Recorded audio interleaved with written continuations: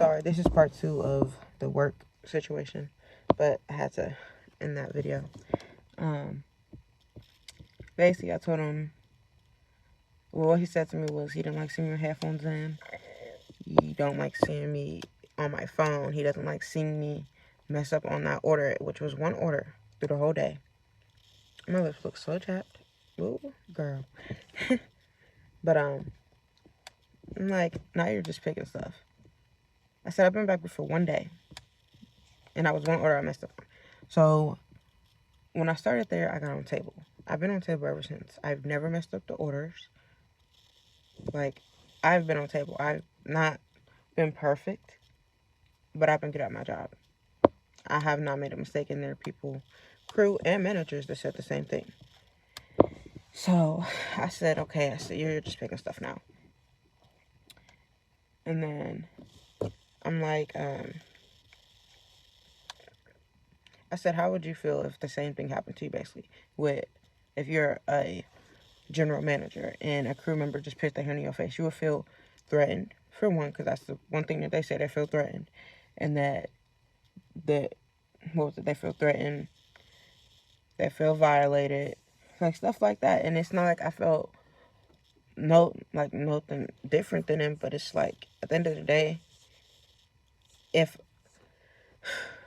this is weird because I don't really tell people this, but I've been in a lot of abusive relationships. With not a lot, but 2.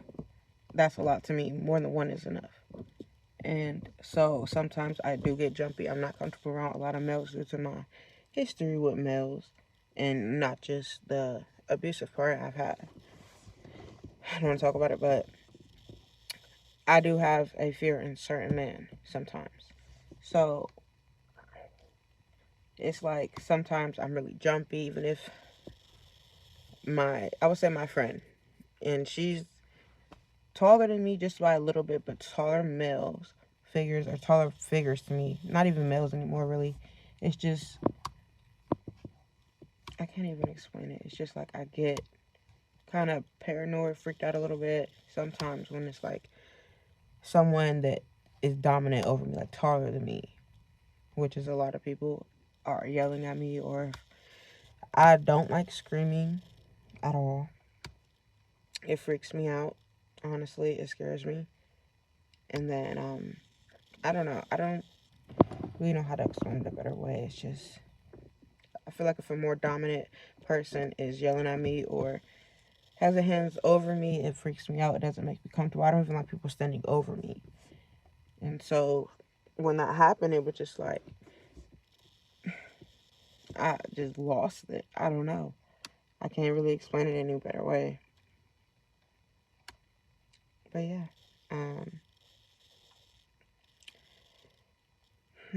Sorry.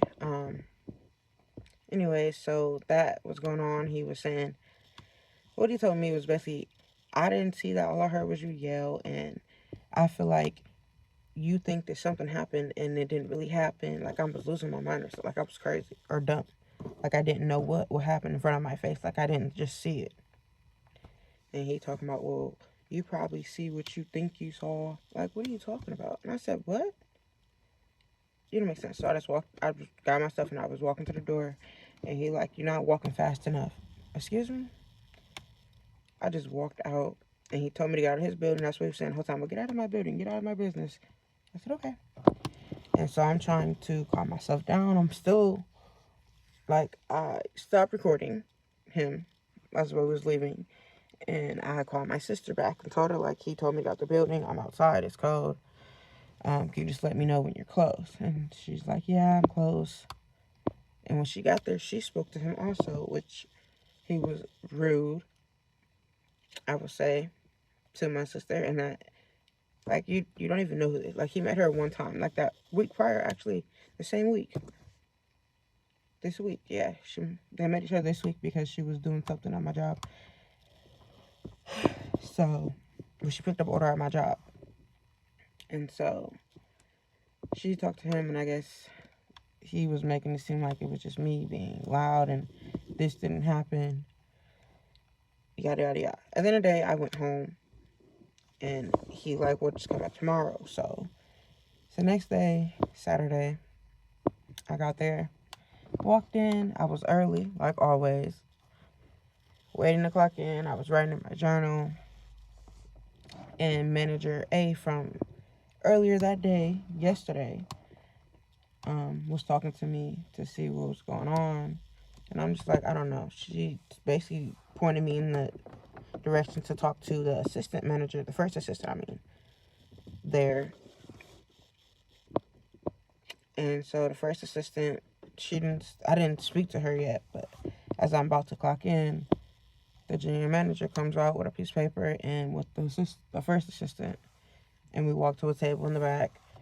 And we all sit there, and he's like, well, we're here to talk about what happened yesterday because I feel like it was preventable. And I said, yes, I believe so. And he like, I feel like you just blew it out of proportion, and I didn't see that on camera. I feel like you've seen stuff that didn't happen, and I feel like you're worried about more people. He said, I'm in other people's business. That's what he said. In my head, I'm just like, is you serious? Really? Okay. And I can feel myself get angry. What my mom tells me to do is breathe 3 times, really slow. And that's what I did because my hands were shaking. I had to calm myself down because I was getting irritated. But I know my sister did me talk last night about my triggers and trying to calm myself down because don't have to escalate a situation if you don't need to.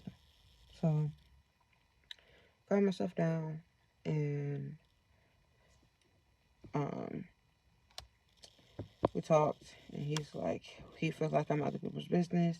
I'm already up with myself. I said that's not. I wait for him to get done talking, and I'm like, I feel like that's not true. That's the only situation that I ever brought to you that wasn't about me, was about my friend that works for me too, my crew member, and it was a question related to how he wanted to be identified as a gender, as a he or she, basically. And he wasn't feeling comfortable to talk about it, so he asked me to do it, which I did. I don't feel like I overstepped,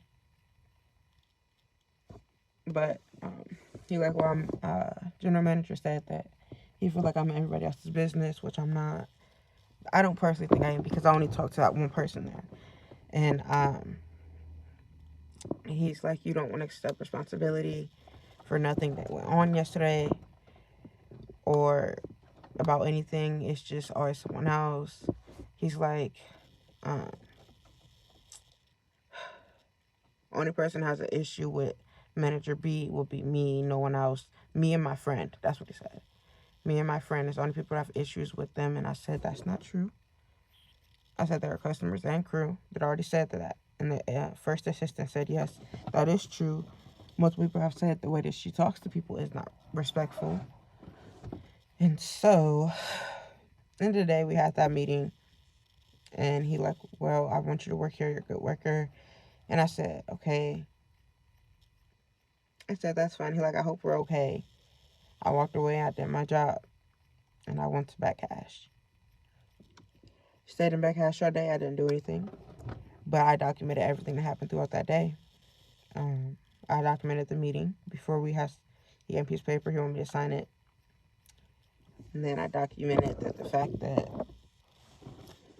there are multiple members of the crew that said that they have a problem how she speaks to people.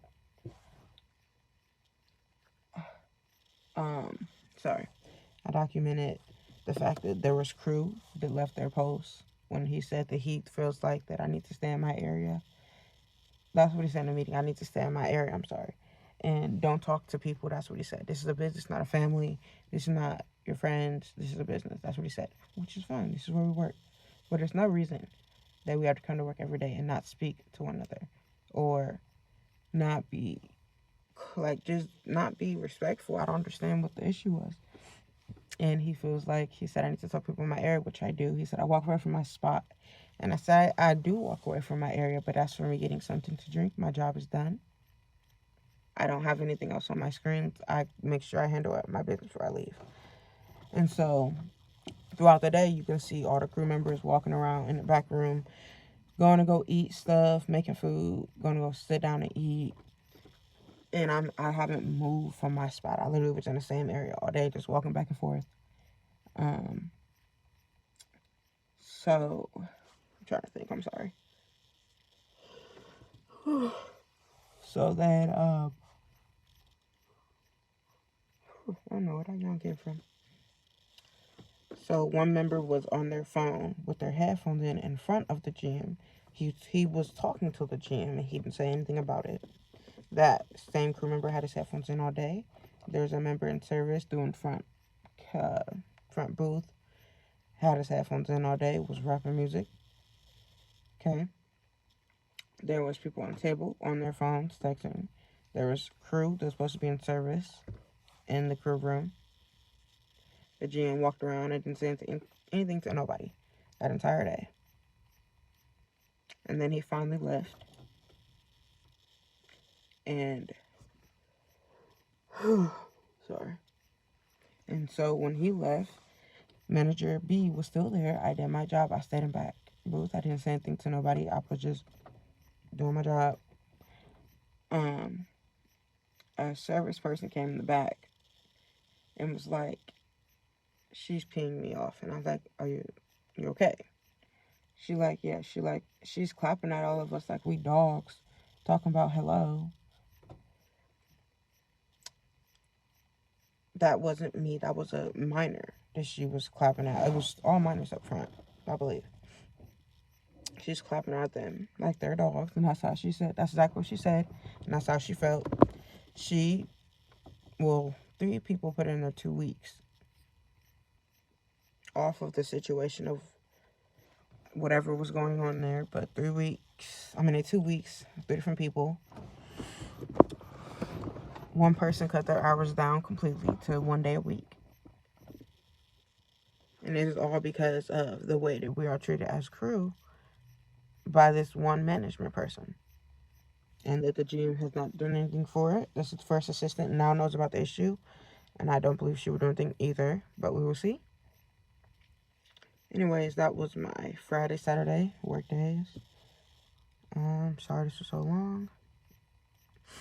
Hopefully you guys enjoyed. And if you're dealing with this stuff at work too, hopefully you find a way to go and solve the issue. Or if you need to get another job or go to corporate just to make sure that you're valued as a crew member. You're respected as a crew member, because it's not something you should go through. And it sucks because people get away with it all the time. And it's literally nothing we do and nothing we can do. Because we have to work to survive, basically. That's how it feels. It's not like we have shortcuts a lot. And it sucks. It does. But we do it every day. Because we know that's the only way we can keep going. You know? The only way we can elevate is to go and get the money. That's what we got to do. So we psych it up and go to work the next day. Anyways, I hope you guys enjoyed my story. And hopefully this is up by tonight after I edit it. Alrighty, see you later. Bye.